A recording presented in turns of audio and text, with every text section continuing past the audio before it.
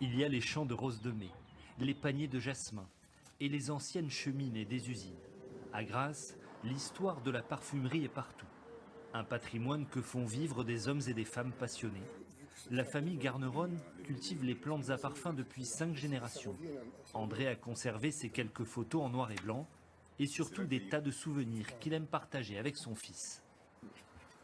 Moi, ma mère, ma grand-mère, on a tous été élevés dans les Jardins.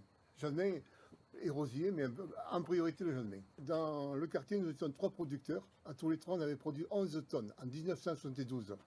Maintenant, il se produit 11 tonnes dans l'ensemble des producteurs.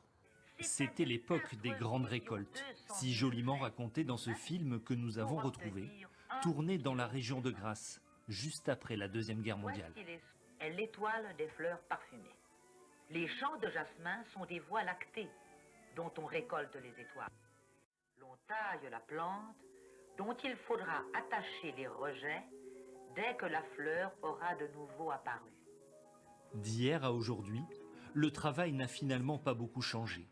Philippe et son épouse Caroline perpétuent cette longue tradition familiale, ces mêmes gestes au milieu des plants de jasmin dont la floraison approche.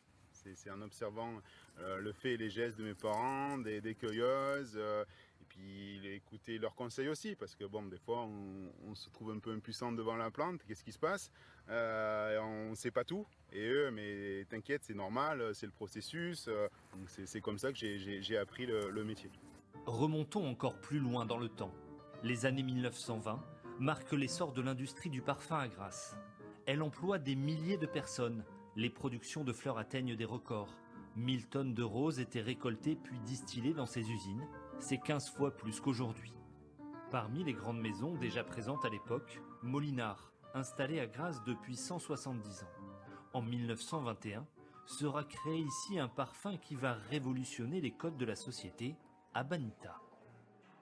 C'était un après-guerre où la femme avait dû prendre vraiment la place de l'homme. Elle s'est coupé les cheveux, elle a mis des pantalons et elle allait travailler. Molinard a mis dans un parfum féminin du vétiver, alors qu'avant c'était un élément qui n'existait que dans les parfums d'hommes. Molinard, c'est une histoire de famille depuis 5 générations. Célia est la première femme à diriger cette maison.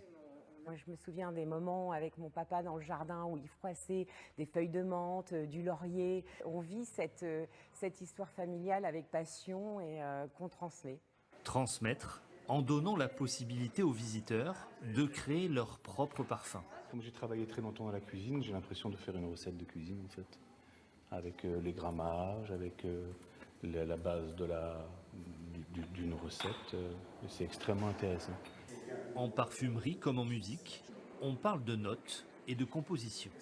C'est assez simple, il suffit de bien connaître les notes de tête. Par exemple, tout ce qui est à base d'agrumes, tout ce qui est citron, pamplemousse, c'est tout ce qui est assez volatile, très léger.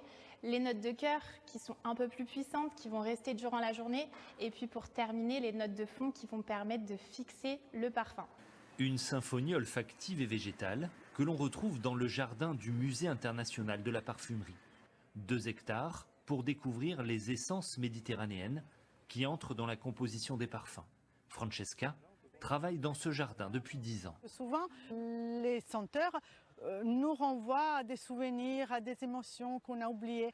La lavande, c'est vraiment une odeur de ma grand-mère, l'odeur des draps du lit de ma grand-mère.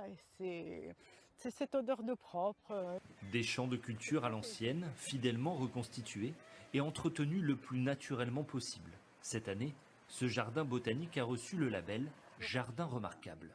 On privilégie des espèces locales qui tiennent sans arrosage et qu'on limite les apports d'eau au maximum. C'est vraiment magnifique. Ouais. Il y a une odeur qui prend vite au nez, on sent qu'on est dans un pays du parfum.